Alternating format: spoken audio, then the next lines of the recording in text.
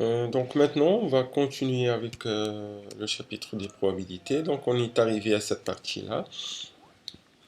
Donc on a parlé de trois principaux termes, à savoir l'expérience aléatoire, qui est quoi? Qui est une expérience dans laquelle on ne peut pas prévoir le résultat de l'expérience, et quand on répète la même expérience dans les mêmes circonstances, on tombera peut-être sur un résultat qui est différent.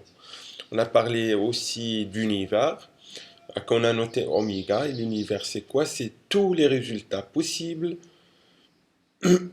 pardon, d'une expérience aléatoire donnée. On a parlé aussi d'événements. Un événement, c'est une partie de l'univers d'oméga, c'est un sous-ensemble d'oméga. Donc maintenant, on va parler de la théorie des ensembles, des opérations qu'on peut appliquer à des ensembles. Ces opérations de la théorie des ensembles sont appliquées sur les événements, étant donné que les événements sont des ensembles, ou bien ce sont des sous-ensembles. Ce sont des ensembles, ou bien des sous-ensembles de l'univers oméga. Donc, une opération qu'on peut faire sur deux ensembles, c'est ce qu'on appelle l'intersection. Donc l'intersection de deux ensembles A et B est l'ensemble des éléments qui se trouvent à la fois dans A et dans B. Qu'on note A intersection B et que se lie A inter B. Donc ici on a une illustration à travers le diagramme de Venn. Donc le diagramme de Venn c'est quoi? Le carré, ce carré représente oméga. Donc ce carré-là, ça représente oméga. Dans notre cas ici, c'est l'univers. Par exemple, si on considère le cas de l'incident D, l'expérience de l'incident D, donc l'univers oméga, il constituera tous les résultats possibles de cette expérience qui est le l'incident D. Donc ici, on aura les résultats 1, 2, 3, 4, 5, 6, 7, jusqu'à 6 en fait. Donc ça, ce sont tous les l'univers. Ça, c'est l'univers oméga. Ça, c'était sur le diagramme de Venn. Et donc, un événement sera un cercle. Et c'est un ensemble, en fait. Donc, on va utiliser. C'est un ensemble parce qu'il est composé d'un ensemble d'éléments. Par exemple, on va considérer un cas ici, l'intersection de deux événements, par exemple. Considérons par exemple l'événement, par exemple, on va considérer.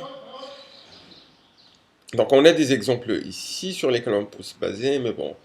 On va considérer ici les deux événements. Par exemple, l'événement A, c'est avoir un nombre pair. L'événement C, par exemple, c'est avoir un nombre qui est supérieur ou égal à 4. Donc, dans notre cas ici, l'univers A il est composé, on a dit, de 2, 4 et 6. Donc on a 2, on a 4, on a 6.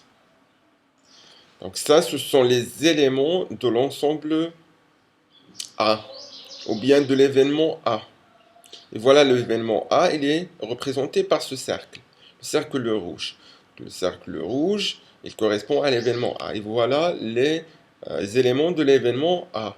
L'événement A se compose de 2, 4 et 6. L'événement C, qui est représenté ici par le cercle en orange, est composé des chiffres 4, 5 et 6. Donc je dois y ajouter ici 5. Donc l'intersection ici, ce sont les éléments qui sont à la fois dans A et dans C. Donc les éléments qui sont à la fois dans A et dans C sont les éléments 4 et 6. Donc l'élément 4 ici, ce sont à la fois des chiffres pairs et sont à la fois des chiffres qui sont supérieurs ou égaux à 6. Donc ce sont les éléments qui se retrouvent à la fois dans l'événement A et l'événement C dans notre exemple ici. Ici on a les éléments ce sont les éléments qui se retrouvent à la fois dans l'événement A et l'événement B.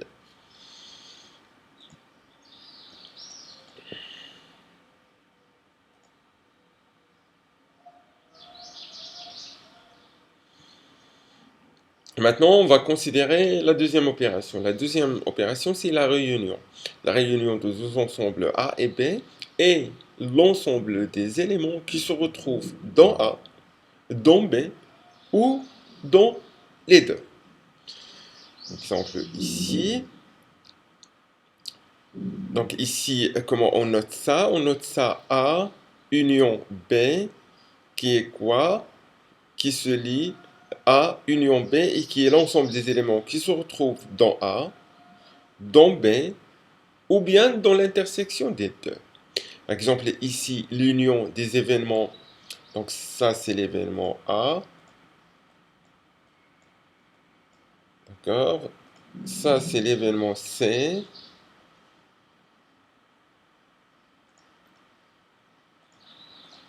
et ce carré-là, qu'on doit en fait mettre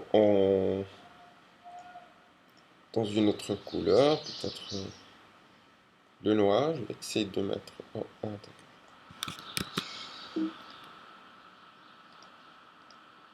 je vais essayer de mettre.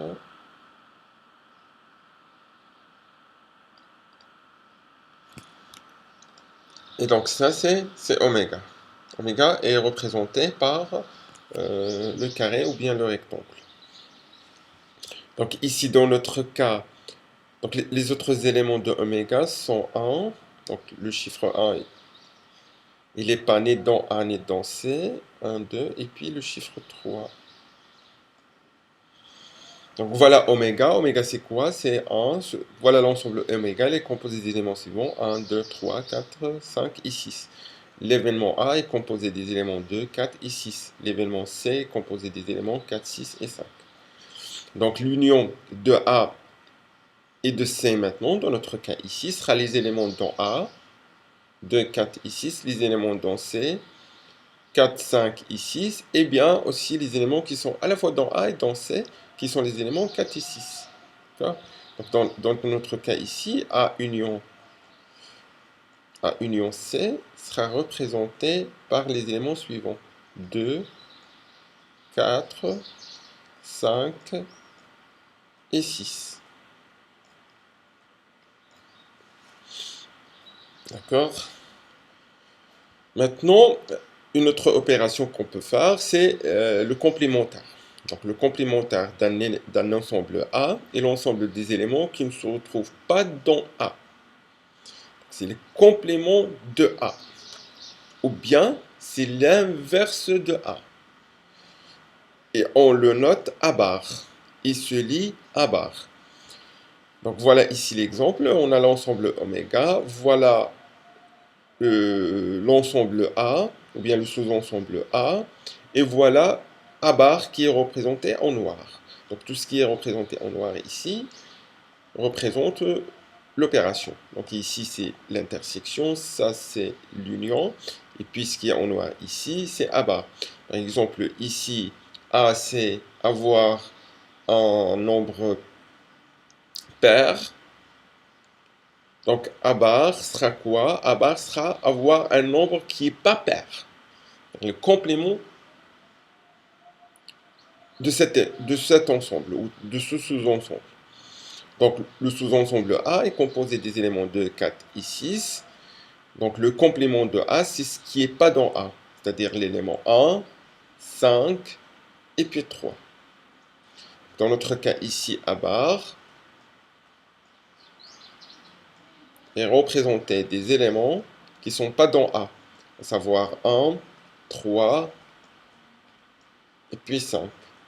Autrement dit, A bar, ce sont les chiffres qui ne sont pas pairs, c'est-à-dire ce sont les chiffres qui sont impairs. Une autre opération, c'est la différence. Donc la différence de deux ensembles A et B est l'ensemble des éléments contenus dans A, mais pas dans B. il se note A moins B et se lie à différent de B. Par exemple, ici, si on veut A moins C, l'ensemble A moins C, ce sont les éléments qui sont dans A et qui ne sont pas dans C. Donc ici, les éléments qui sont dans A et dans C sont les éléments 4 et 6. Donc les éléments qui sont dans A et qui ne sont pas dans C, c'est seulement l'élément 2. Donc A différent de C sera un événement élémentaire parce qu'il est composé d'un seul élément. Et ici, il est représenté par cette partie noire. Donc ici, le carré ou bien le rectangle représente l'ensemble oméga. Ça, c'est l'ensemble A. Ça, c'est l'ensemble B. Ça, c'est l'ensemble qui se retrouve à la fois dans A et dans B. Et ça, c'est l'ensemble des éléments qui sont dans A mais, et non pas dans B. Et qui ne sont pas dans B.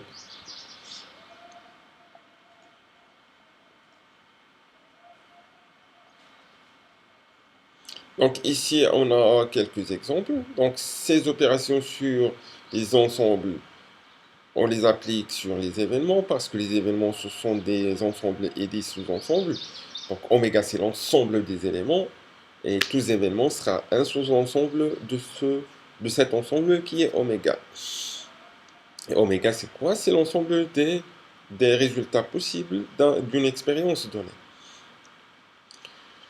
Donc, on a par exemple A inter B est appelé événement A et B.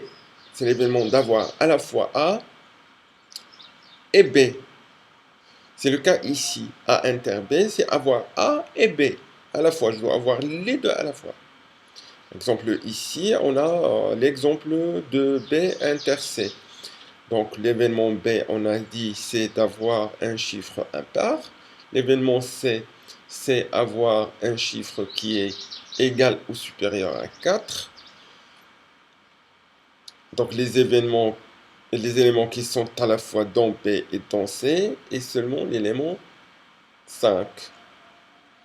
Donc l'intersection de B et C est l'élément 5. C'est l'ensemble des éléments qui sont à la fois dans B et C.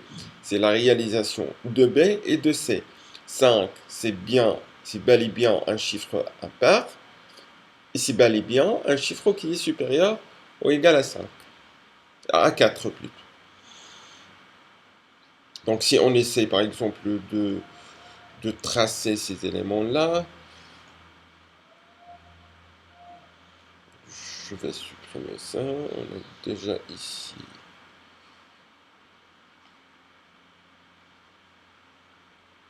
Donc je vais tout supprimer. Donc voilà l'événement oméga.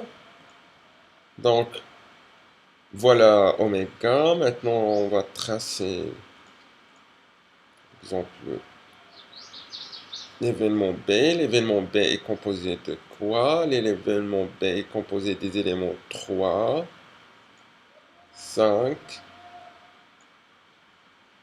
et puis 1. Ce sont les chiffres impars. Ensuite, on a l'événement C. L'événement C, il est composé de quoi? Il est composé des éléments 5, 4 et puis 6. Donc l'intersection de B et de C est l'élément 5. Composé. Voilà l'intersection des deux événements. Elle est composée d'éléments 5. Donc si je lance le dé, je tombe sur la valeur 5.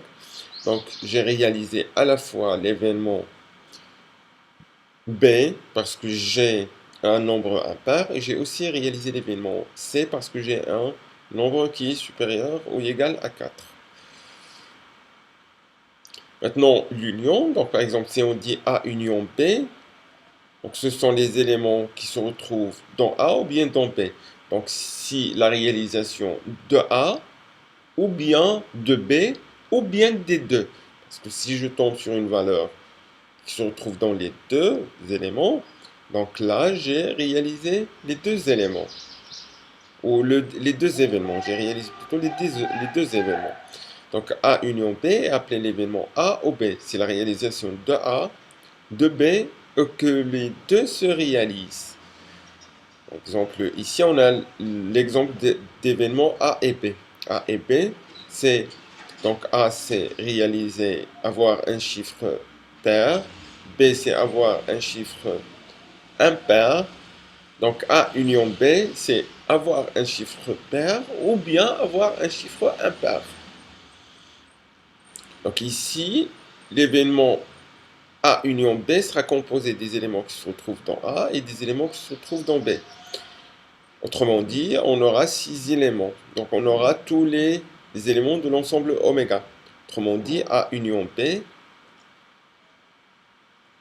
A union B est égal à l'ensemble oméga. Pour que vous puissiez voir le fait que ça peut être la réalisation de l'un, de l'autre ou des deux à la fois, on va se baser sur les événements B et C. Par exemple, l'événement B, on l'a ici, l'événement C, le voilà en orange. L'événement B, c'est avoir un chiffre impair. L'événement C, c'est avoir un chiffre qui est supérieur ou égal à 4. Donc A ou bien B union C, dans ce cas, sera tous ces éléments-là. Donc ce sera l'élément 1, 3, 5, 4 et 6. 1, 3, 4, 5 et 6. Donc ce sont l'ensemble des éléments qui se retrouvent dans B, dans C, ou à la fois dans B et dans C. Ce qui est l'élément 5 dans notre cas ici. Donc les composés des éléments qui se retrouvent dans B, à savoir 1, 3 et 5. Les composés des éléments qui se retrouvent dans C, à savoir 5, 4 et 6. Et les composés des éléments qui se retrouvent à la fois dans B et dans C, qui est l'élément 5. Donc maintenant, si je lance le dé, par exemple, je tombe sur la valeur 1, j'ai réalisé B union C parce que j'ai réalisé B. Parce que la réalisation de B union C, c'est la réalisation de B. Donc je tombe 1, j'ai réalisé B, j'ai réalisé B union C. Je tombe sur la valeur 4, j'ai réalisé C, donc j'ai réalisé aussi B union C. J'ai tombé sur la valeur 5, j'ai réalisé à la fois l'événement B et l'événement C. Et donc j'ai réalisé aussi l'événement B union C.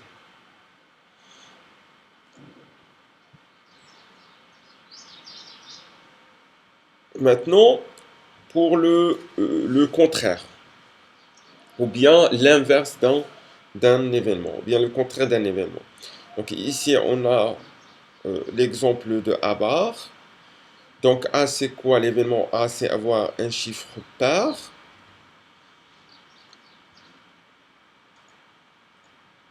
Donc l'événement A, c'est avoir un chiffre pair.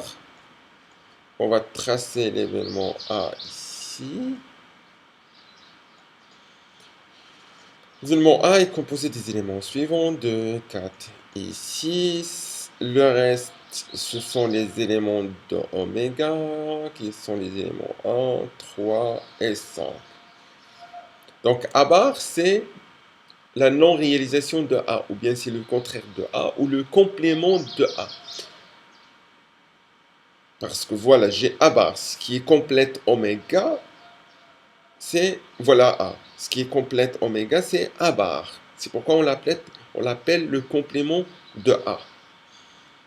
Parce que si j'ai A et j'ai l'inverse de A, ou bien le complément de A, j'ai oméga.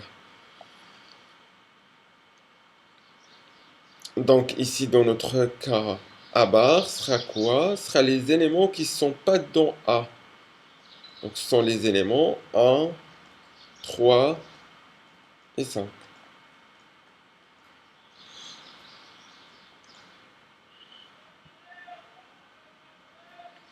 Maintenant, l'opération A diff de B, donc c'est l'événement, ce sera l'événement A mais pas B. C'est-à-dire, je veux avoir l'événement A, mais je ne veux pas tomber sur l'événement B.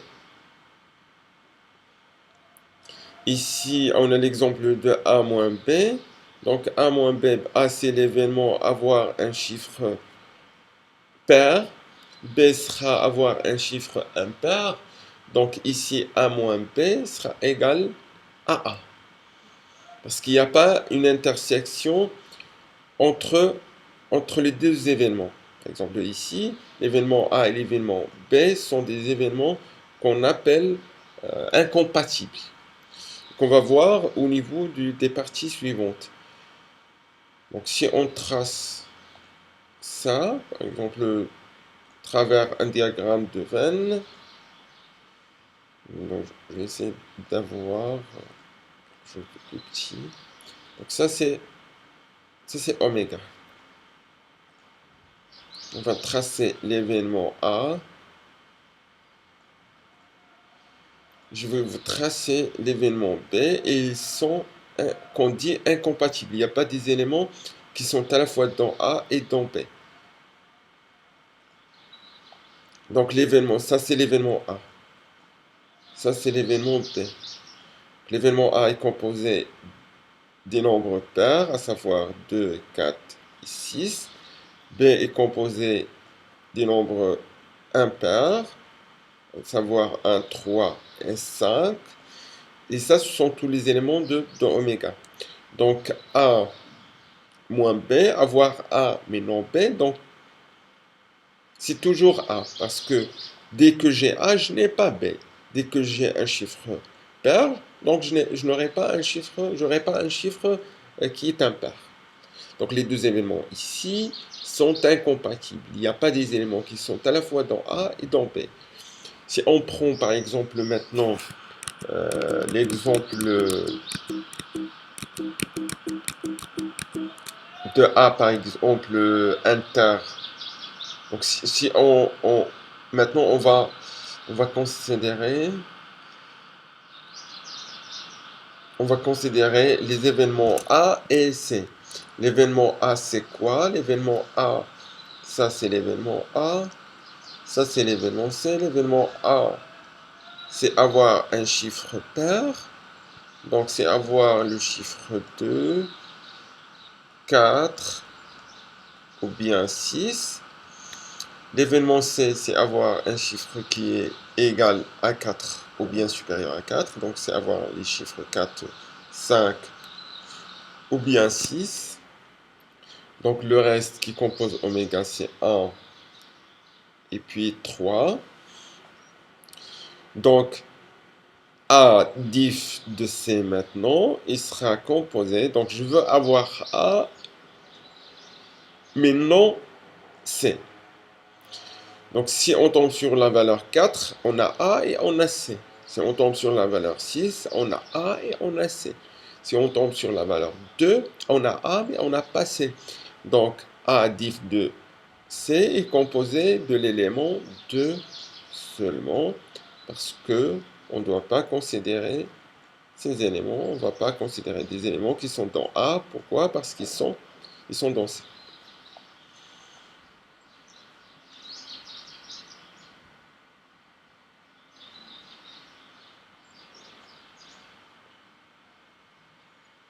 Donc ici, on a A inter B, on a dit qu'ils sont incompatibles.